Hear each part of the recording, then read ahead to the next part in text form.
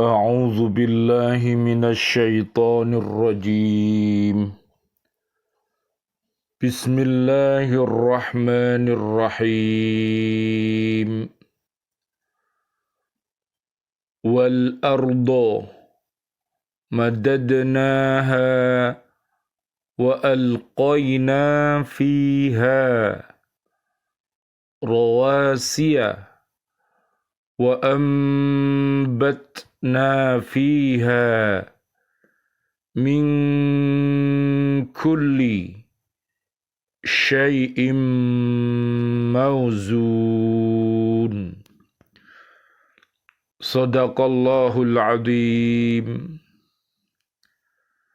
Dan kami telah menghamparkan bumi, dan kami pancangkan padanya gunung-gunung, serta kami tumbuhkan di sana segala sesuatu menurut ukuran.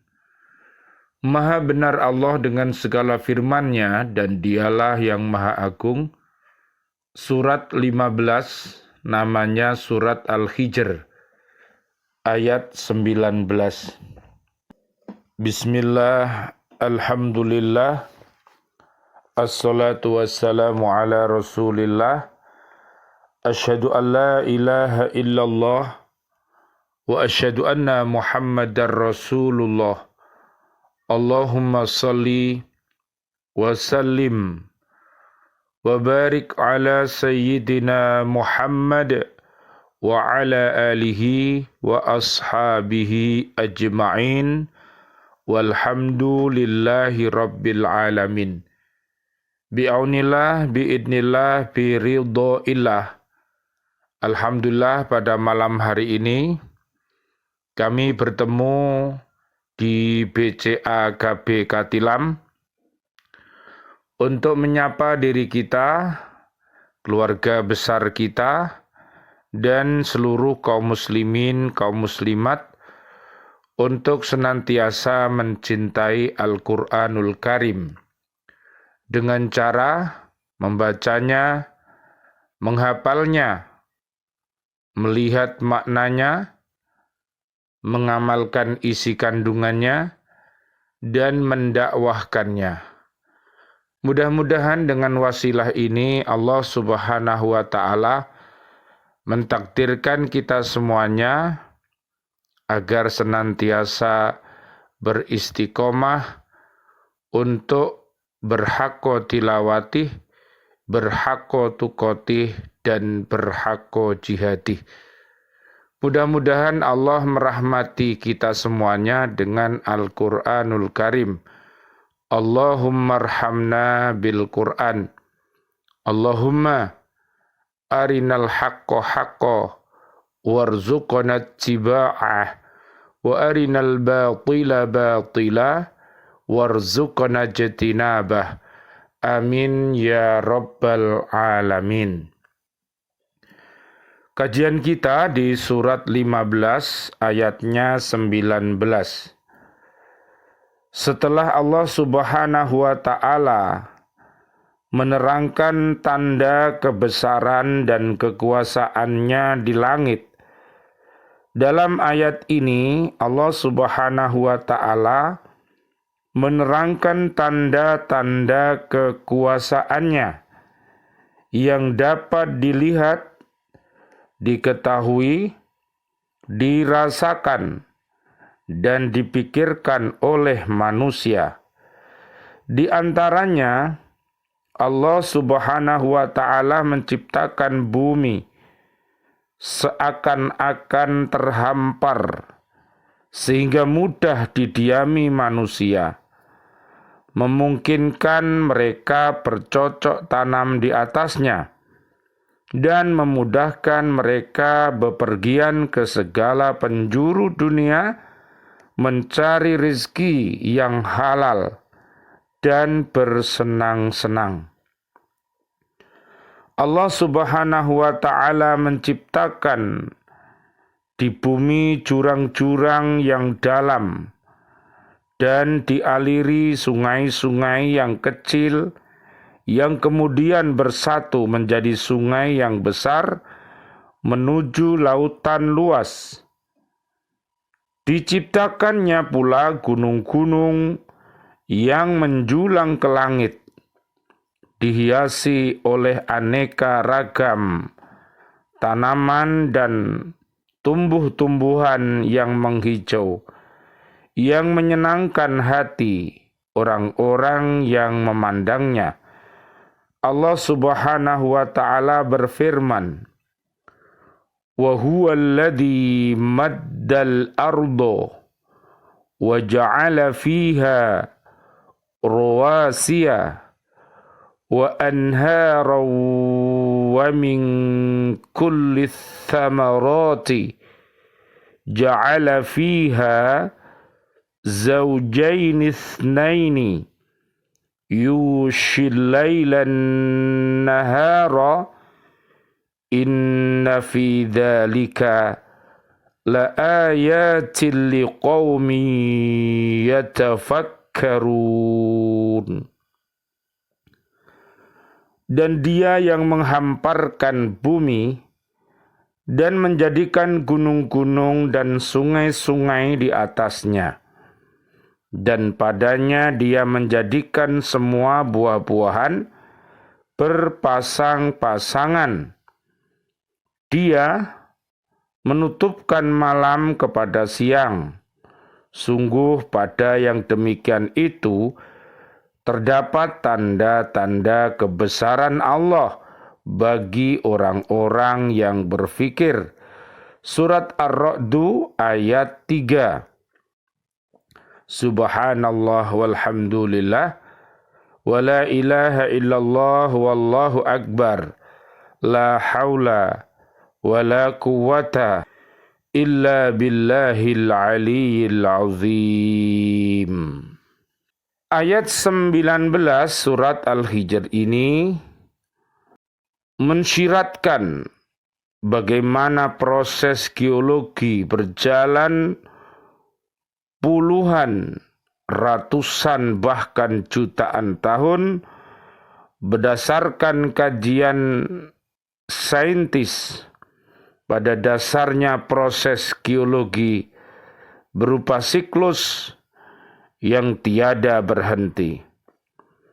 Di dasar lautan, seperti di lautan Pasifik misalnya, berjalan suatu proses penghamparan material-material magmatik yang keluar dari pegunungan tengah samudra secara terus-menerus dan membentuk lempeng samudra.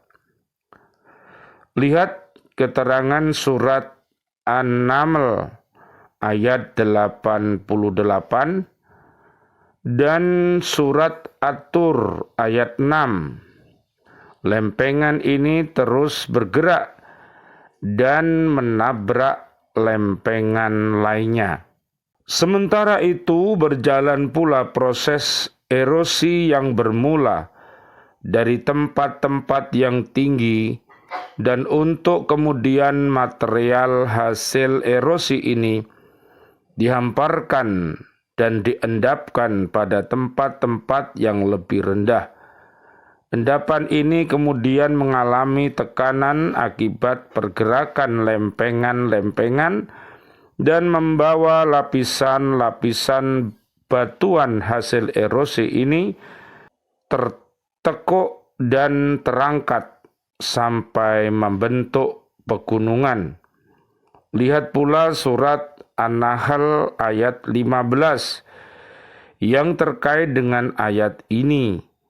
Betapa agungnya Allah Subhanahu wa ta'ala yang menciptakan semuanya itu, yang dapat dirasakan manfaat dan nikmatnya oleh manusia, tetapi kebanyakan mereka ingkar kepada Sang Penciptanya. Na'udzubillah summa na'udzubillah min dalik. Allah telah menciptakan beraneka ragam tanam-tanaman dan tumbuh-tumbuhan, masing-masing mempunyai ukuran dan kadar yang ditentukan. Pohon durian yang batangnya kokoh itu serasi dengan buahnya yang besar dan berduri. Batang padi serasi dan sesuai pula dengan buahnya yang bertangkai dan tanah untuk tempat tumbuhnya. Demikian pula tumbuh-tumbuhan yang lain diciptakan Allah Subhanahu wa ta'ala seimbang, serasi dan sesuai dengan iklim, keadaan daerah dan keperluan manusia atau binatang tempat ia tumbuh. Sementara itu, perbedaan daerah dan tanah tempat tumbuh suatu pohon akan menimbulkan perbedaan rasa dan ukuran buahnya. Unsur gula di dalam tebu berlainan dengan unsur gula dalam air kelapa. Berlainan manisnya dengan mangga dan jeruk.